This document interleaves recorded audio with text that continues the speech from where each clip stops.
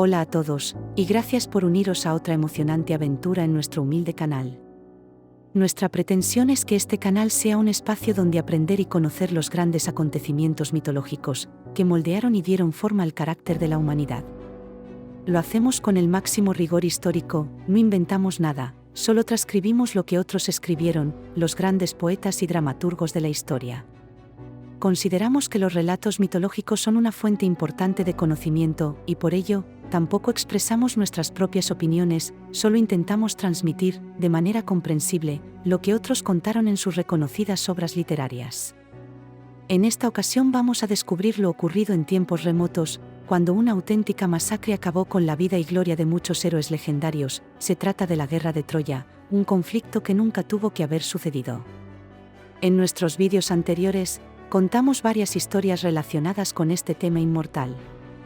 La historia del juicio de París, la maldición de Casandra, la venganza de Orestes y Electra, el rapto de Helena, los sucesos acaecidos durante la guerra de Troya, y el largo y complicado regreso de Ulises Odiseo a Ítaca. En esta historia vamos a relatar lo sucedido a los pocos supervivientes de esta guerra, durante su regreso a sus respectivos reinos, del bando troyano y del bando aqueo. No todos los males terminaron con la guerra, para algunos el verdadero infierno estaba aún por comenzar. Comenzaremos relatando lo sucedido a los supervivientes del bando troyano en primer lugar, después pasaremos al bando aqueo. La reina Hécuba, esposa del rey Príamo, fue uno de los personajes que más tuvo que sufrir con la sangrienta guerra. Hécuba engendró una abundante descendencia con Príamo, que según las fuentes que se consulten, va desde los 14 hijos que le da Apolodoro, hasta los 50 que propone Eurípides, aunque fueron 19 según la tradición más extendida. Entre sus hijos más destacados están Deífobo, Héctor, Heleno, París y Troilo. Entre sus hijas figuran Casandra, Laocide, Polixena y también Iliona. Algunas fuentes mencionan que parte de su vasta descendencia estuvo engendrada por el dios Apolo, dado que los dioses del Olimpo a menudo solían visitar el lecho de las antiguas reinas. Hécuba tuvo un sueño premonitorio cuando estaba a punto de nacer su hijo París. Soñó que iba a dar a luz una antorcha encendida, la cual se propagaba por toda la ciudad, y Esaco, su hijastro y adivino, interpretó que este extraño sueño significaba que el niño que estaba a punto de nacer provocaría la ruina de Troya. Su hija Casandra, también adivina, lanzó el mismo pronóstico, pero nadie les escuchó. Sin embargo, Hécuba, madre siempre previsora, envió a su hijo menor Polidoro a Tracia, para que huyera de la guerra que parecía inminente e inevitable. Durante la guerra, Polidoro fue cuidado por Polimestor, el rey de aquel lugar, y que estaba casado con Iliona, su hija primogénita. Después de la guerra de Troya, los griegos convirtieron a Hécuba en su esclava, correspondiendo a la parte del botín de Odiseo. Embarcada junto a otros esclavos, llegó a Tracia, donde descubrió que el rey Polimestor había matado a su hijo Polidoro, para apoderarse de los bienes que había traído consigo. Hécuba se vengó sacándole los ojos, y matándolo junto a 2 de sus hijos, después se suicidó presa del dolor y la desesperación. Asimismo, 3 hermanas del rey Príamo también fueron tomadas como esclavas, Etila, Astíoque y Medesicaste. En venganza prendieron fuego a los barcos en los que se encontraban prisioneras de los griegos, mientras estaban cerca de un río en Italia, que desde entonces se llamó río Naveto. Otro de los supervivientes fue Antenor, primo, cuñado y consejero del rey Príamo. Durante el asedio de la ciudad siempre abogó por una solución pacífica entre los griegos y los troyanos. Antenor profetizó que los aqueos recuperarían a Helena de Esparta, y defendió a Menelao y Ulises en los días previos al comienzo del conflicto, cuando estos acudieron a Troya para negociar la devolución de Helena. En otro tiempo, y con anterioridad a la guerra de Troya, había trabado amistad con algunos jefes griegos, de quienes incluso había sido huésped. Antes del sitio de la ciudad, recibió en su casa a Menelao y Ulises, que llegaban en calidad de embajadores para arreglar el conflicto pacíficamente. En la guerra de Troya actuaba aconsejando moderación a los troyanos, siempre partidario de las soluciones pacíficas, trató de impedir la guerra a gran escala mediante un duelo entre París y Menelao. A la caída de Troya, uno de sus hijos, Licaón, es reconocido por Ulises, quien le acompaña a través del ejército griego, y lo lleva al lugar seguro junto a su hermano Glauco. Durante el saqueo, los griegos habían colgado una piel de leopardo en la puerta de su casa, para indicar que ésta debía ser respetada. Antenor siempre apoyó la solución pacífica del conflicto, proponiendo un enfrentamiento entre París y Menelao, y por esta razón su casa no fue saqueada por los aqueos, y se le perdonó la vida junto con la de su familia. Entre los troyanos desempeñaba una función semejante a la de Néstor entre los aqueos, la figura de un anciano sabio, experimentado y prudente. Finalizada la guerra, lideró a un grupo de troyanos que se asentaron en las costas del Adriático, creando una nueva Troya. También se le atribuye la fundación de la mítica ciudad de Padua. El adivino Heleno, hijo del rey Príamo y su esposa Hécuba, también fue uno de los que escaparon a la furia de los aqueos. Al nacer él y su hermana melliza Casandra, fueron dotados por el dios Apolo con el poder de la adivinación, lo que demostraron siendo aún niños de corta edad, pues al nacer su siguiente hermano, el hermoso París, estos corrieron llorando donde su padre el rey, diciendo que cada vez que veían al bebé, tenían espantosas visiones de Troya siendo destruida y consumida por el fuego. Pasaron los años, y cuando Casandra creció se convirtió en una hermosa joven, y sacerdotisa en el templo de Apolo. Sin embargo, por no haber accedido a unirse amorosamente con Apolo, éste la maldijo haciendo que continuase viendo el futuro, pero nadie jamás volvería a creerle cuando tratase de contarlo. Este fue uno de los más crueles castigos infligidos por los dioses, según puede apreciarse en la historia de Troya, pues Casandra siempre intentó ayudar, incluso advirtió a sus compatriotas de la treta del caballo de Troya. Sin embargo, la maldición invisible que pesaba sobre ella, impidió que se le prestara ninguna atención. De cualquier forma Heleno continuó profetizando, pero al contrario de su hermana a él sí le escuchaban, incluso le nombraron supremo augur de la ciudad. Sin embargo, para su desgracia y al contrario que Casandra, no pudo percibir el peligro que se avecinaba, al reaparecer París con vida después de muchos años pastoreando rebaños en el monte Ida, y ser reacogido por su padre en el palacio real, restaurándole al mismo tiempo la dignidad de príncipe troyano. Asimismo, los griegos lo forzaron a revelar un secreto que solo él conocía, este era que para tomar Troya, sería necesario conseguir el arco y las flechas de Heracles, las cuales en esos momentos estaban en posesión de Filoctetes, abandonado por sus compañeros aqueos en la isla de Ténedos. Durante la guerra, Heleno no se destaca precisamente por su habilidad en combate. Homero lo alaba como el mejor de los augures sobre la tierra, pero también dice que es herido en combate por Menelao y capturado por Odiseo, pero que finalmente logra regresar a la ciudad para refugiarse en el interior de sus murallas. La vida de Heleno fue perdonada, y después de la caída de Troya fue entregado como esclavo a Neoptólemo, hijo de Aquiles, al igual que se hizo con Andrómaca, la viuda de Héctor. Juntos marcharon al país de los molosos, y allí Neoptólemo dio a Heleno como esposa a su madre, Deidamía. Heleno fundó posteriormente una ciudad en Molosia, y vivió allí el resto de sus días. También Eneas fue parte del botín de Neoptólemo, el hijo de Aquiles, y tras la muerte de este en Delfos, Eneas logró recuperar su libertad. Eneas era hijo del pastor Anquises y la diosa Afrodita, se casó con Creusa, una de las hijas de Príamo, con la cual tuvo un hijo llamado Ascanio. En su huida de la ciudad, Eneas lo hizo acompañado de toda su familia, pero su esposa Creusa murió al quedarse rezagada. Ya en Italia, Eneas se casó con Lavinia, hija del rey latino, siendo esta unión el origen mítico del pueblo romano. Eneas se convirtió en el más valeroso de los héroes troyanos, después de Héctor. En los combates que tuvieron lugar durante la guerra de Troya, se vio auxiliado y favorecido en varias ocasiones por algunos dioses. Según cuenta la narración de Homero, fue herido por Diomedes, pero su madre Afrodita lo salvó. En una acción posterior la propia Afrodita fue herida por el poderoso Diomedes. Durante uno de sus numerosos enfrentamientos en el que resultó herido de gravedad, Apolo lo envolvió en una nube y lo transportó a Pérgamo, donde fue curado por Artemisa y por Leto, madre de Apolo y Artemisa. Al regresar de nuevo a la batalla, Eneas estuvo a punto de ser de nuevo herido por Aquiles, y fue otra vez salvado por un dios, en este caso sería Poseidón. Sus hazañas como caudillo del ejército troyano son relatadas en la Ilíada de Homero, y su viaje desde Troya, siempre guiado por Afrodita, tuvo como consecuencia la fundación de Roma.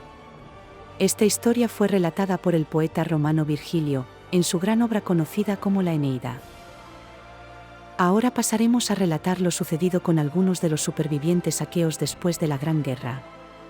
Antes de partir de Troya, hubo un duro enfrentamiento entre Agamenón y su hermano Menelao, motivado porque el primero deseaba realizar sacrificios a Atenea antes de partir, mientras que el segundo quería zarpar de inmediato.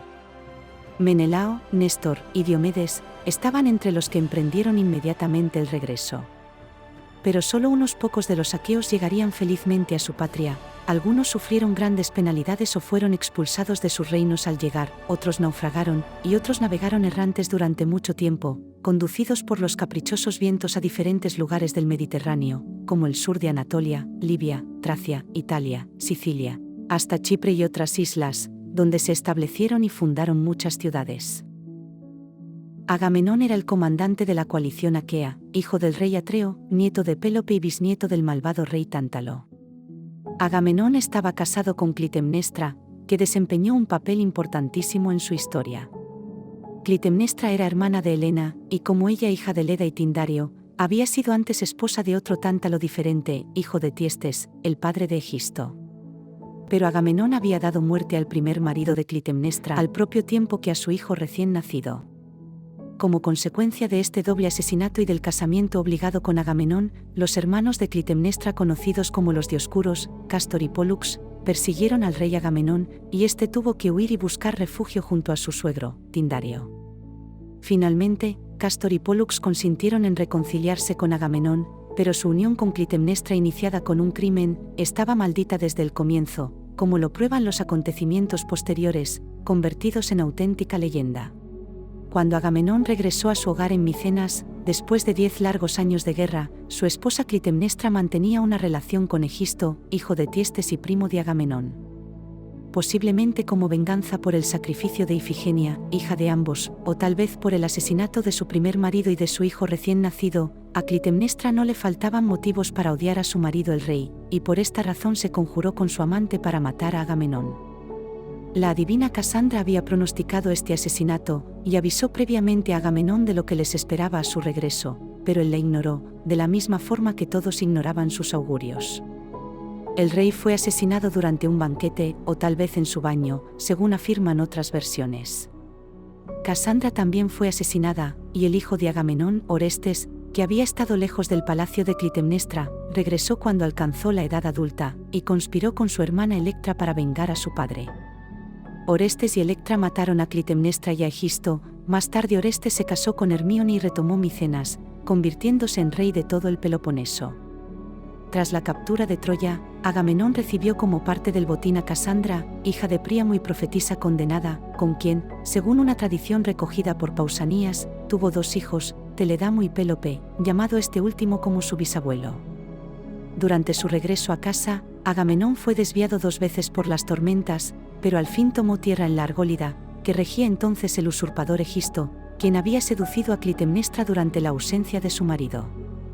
Según la tradición más extendida, al llegar el rey Agamenón, Egisto lo invitó a un gran banquete para celebrar su llegada, y durante las fastuosas celebraciones lo mató a traición, a él y a sus compañeros, al mismo tiempo que Clitemnestra asesinaba a Casandra.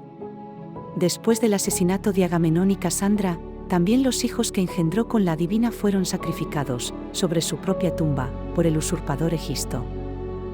Menelao fue otro de los supervivientes, el legendario rey de la Esparta micénica, legítimo esposo de Helena, así como una figura central en la guerra de Troya. Era el amado hermano de Agamenón, y una prominente figura en la Ilíada y la Odisea.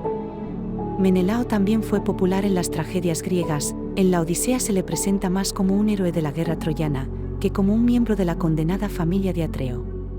Menelao se convirtió en rey de Esparta después de casarse con la bella princesa Helena, de piel blanca y suave, ya que nació del huevo de un hermoso cisne blanco.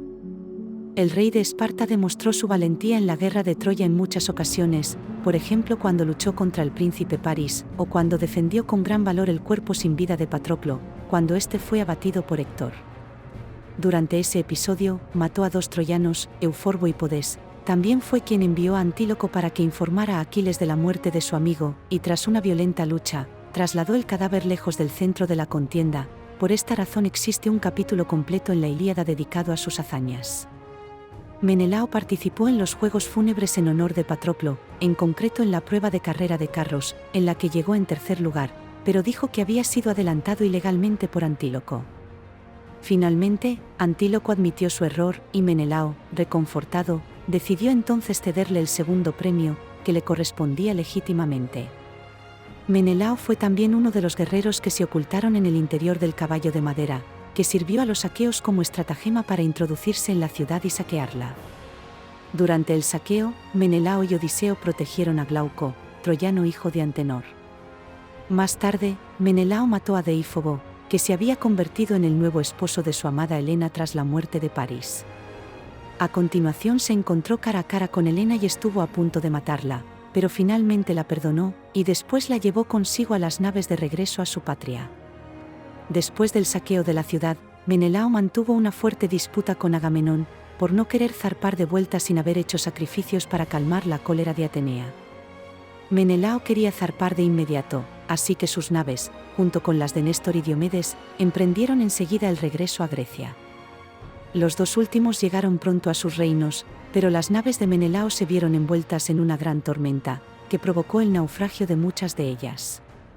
Solamente aguantaron la terrible embestida 5 de sus naves, con las que llegó al cabo Sunión, cerca de Atenas, pero desde allí fue de nuevo arrastrado por los vientos en un viaje que le llevó a Libia, Fenicia, Chipre y Egipto, durante el que acumuló muchas riquezas.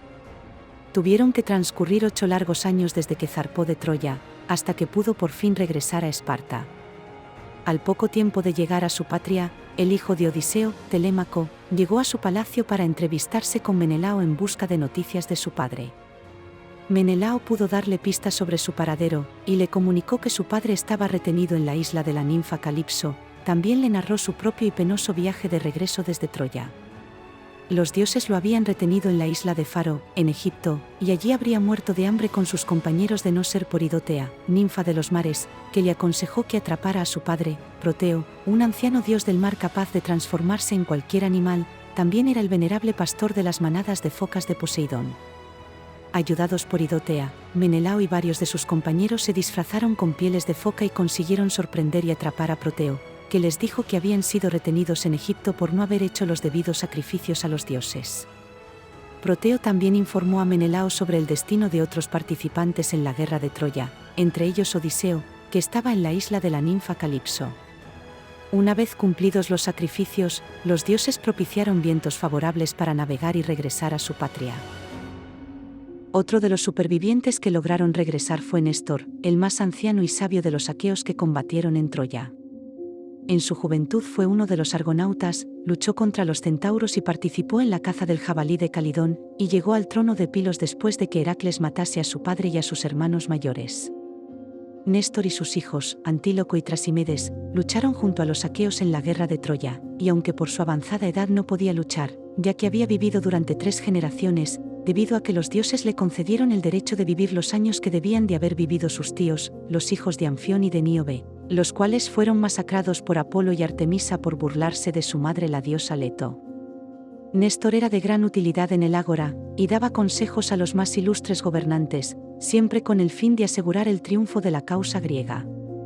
También en asuntos bélicos su opinión era tenida en alta estima, siendo desobedecido solamente una vez por Agamenón, pues Néstor le había aconsejado que no se dejara llevar por su ira contra Aquiles, y no le quitase a Briseida, pero el rey de Micenas hizo todo lo contrario, aunque muy pronto Agamenón tuvo que reconocer su error, debido a la vergonzosa pérdida que su ejército estaba sufriendo frente a los troyanos.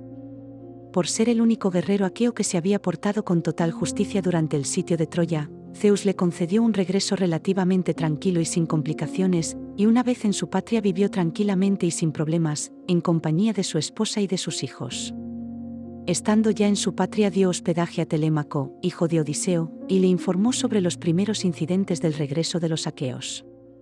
Aunque no podía dar noticias ciertas sobre Odiseo, sí facilitó caballos a Telémaco para que fuera a Esparta a encontrarse con Menelao, y además encomendó a su hijo Pisístrato que cuidara de Telémaco y fuera su compañero de viaje. Diomedes fue otro de los héroes aqueos que lograron emprender el regreso, hijo de Tideo, rey de Etolia, y de Deípile, hija de Adrasto, se convirtió en rey de Argos, ciudad en la que nació y creció. El epíteto que recibe en la Ilíada de Homero es el Tidida, en referencia a su padre Tideo, y también era llamado el esforzado Diomedes. Al haber sido su padre uno de los 7 contra Tebas, que fracasaron en el objetivo de reducir el reino beocio, Diomedes tuvo que participar como uno de los epígonos, que acaudillados por Alcmeón, derribaron los muros de Tebas en la segunda campaña. Pero fue en la guerra de Troya donde Diomedes forjó su propio mito de guerrero indomable y valeroso, el más bravo junto con Aquiles, y en todo caso invicto. Como pretendiente que fue de la bella Helena, aportó 80 naves a la armada aquea, y desde el inicio participó como protagonista en los principales pasajes de la gran guerra inmortalizada por Homero. Con su inseparable compañero Odiseo viajó a Estiro, reino de Licomedes, en busca de Aquiles, al que su madre Tetis había ocultado travestido de mujer, para evitar que su hijo se desplazara a Troya, en cuya guerra el oráculo había predicho su muerte. Una vez reclutado Aquiles para las huestes griegas, y ante la calma de los vientos que la enojada Artemisa envió a la flota griega, la cual les impedía partir desde Aulide hacia Troya, Diomedes fue uno de los que presionaron a Agamenón para que sacrificara a su hija Ifigenia como tributo a la diosa.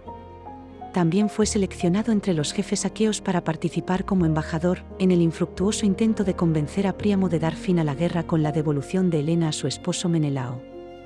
Tampoco logró persuadir a Agamenón para que Briseida fuera devuelta a Aquiles, y así aplacar su terrible cólera, para que ayudara a los aqueos en la batalla con su invencible presencia. También acompañó a Odiseo a la isla de Ténedos, aunque muchos estudiosos afirman que se trataba de la isla de Lemnos, para obtener de Filoctetes las armas de Heracles, su arco y sus flechas emponzoñadas con el veneno de la hidra de Lerna, las cuales custodiaba desde la muerte del semidios, y sin las cuales no se podría tomar Troya. Pero fue la batalla misma la que otorgaría eterna gloria a Diomedes. Su lanza no distinguía entre la sangre y el dorado icor, la sangre de los dioses, pues no solo se enfrentó a los más bravos troyanos, sino que arremetía con valor y coraje contra los propios dioses. En uno de sus enfrentamientos contra Pándaro, un infalible arquero troyano que luchaba junto a Eneas, el primero le ataca y lo hiere en el vientre, pero Diomedes le atraviesa la boca de una lanzada. Entonces Eneas baja del carro para recuperar el cadáver de Pándaro, y Diomedes lo hiere de una pedrada. Afrodita, viendo que su hijo queda indefenso, acude en su ayuda, circunstancia que aprovecha el Argivo para atacar y herirla en la mano. Solo la aparición de Apolo, que envuelve la escena con una nube y rescata a Eneas, impidiendo la inevitable derrota del hijo de Afrodita. En otro de sus lances, Diomedes iba a enfrentarse a Héctor, pero el mismísimo Ares interviene, pues el dios, enrolado en las filas troyanas, encara al héroe aqueo con la apariencia de un soldado mortal. Pero Diomedes repara que el rival es en realidad un dios y no un simple mortal, y respetuoso retrocede, pues las órdenes de su protectora, la diosa Atenea, le advertían de no encarar a inmortales siempre que no fuera Afrodita, odiada por Atenea y Hera desde que resultó vencedora en el juicio de París.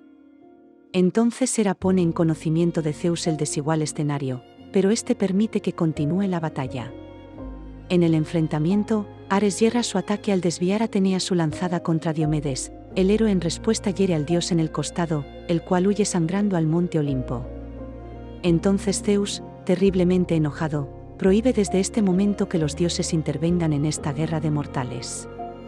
Diomedes participó en otros pasajes claves de la guerra de Troya, como en la captura y muerte del espía Dolón o el robo del paladio y los caballos de Reso, con los que Troya sería inexpugnable. En todas estas acciones estuvo acompañado por Odiseo, que era uno de sus mejores amigos. Tomada finalmente la ciudad y acabada la batalla, Diomedes volvió a Argos. En algunas versiones, tuvo un feliz regreso, pero otros relatos contaban que su mujer Egialea, y el amante de esta, Cometes, intentaron matarlo. Diomedes logró salir vivo de la emboscada y huyó al sur de Italia, donde fundó las ciudades de Canusio, Siponto y Argiripa, cerca de la actual ciudad de Foggia. Áyax el Menor también sobrevivió a la guerra, era hijo del rey Oileo de Lócrida, y le dieron el nombre de Áyax el Menor para diferenciarlo de Áyax el Grande, hijo de Telamón, conocido por su descomunal estatura. Este segundo Áyax acaudilló el destacamento de los locrios durante la guerra de Troya, en la que su participación fue muy importante. Asimismo fue uno de los guerreros que penetraron en la ciudad escondidos dentro del caballo de Troya.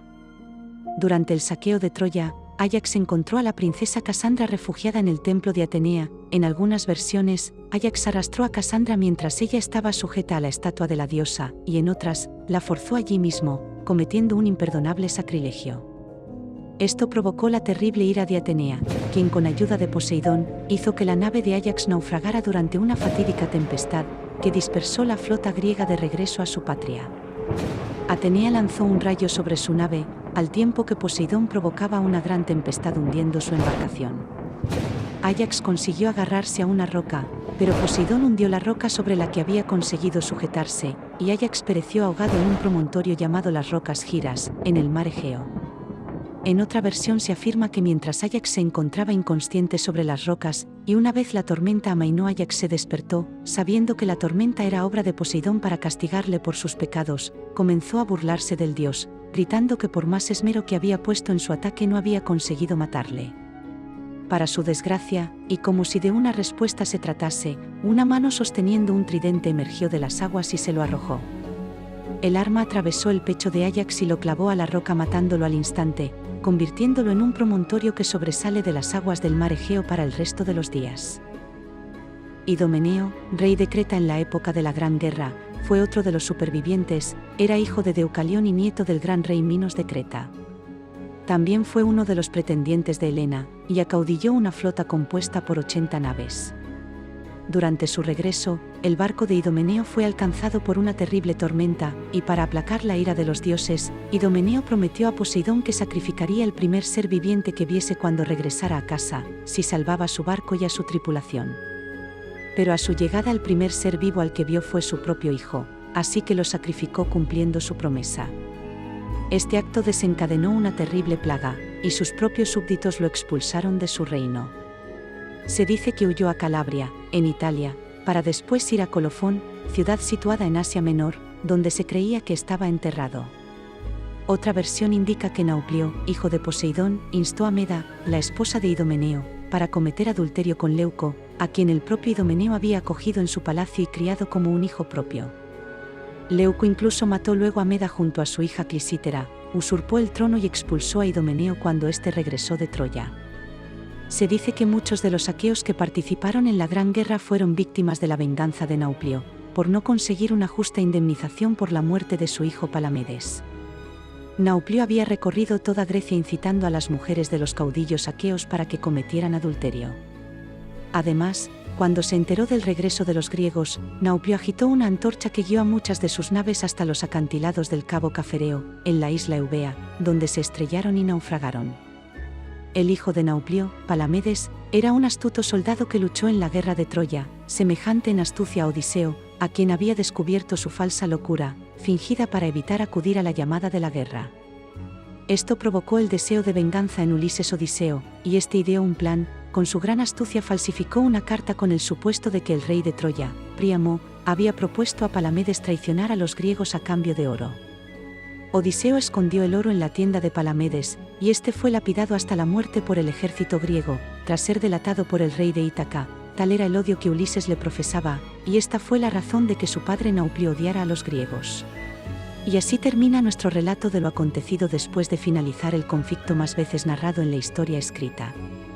Si has encontrado algo de valor en esta historia, te agradeceríamos que presionaras el botón de me gusta, y si además dejaras un pequeño comentario, esto ayudaría enormemente para conseguir llegar a más audiencia, que tal vez también esté interesada en estos temas.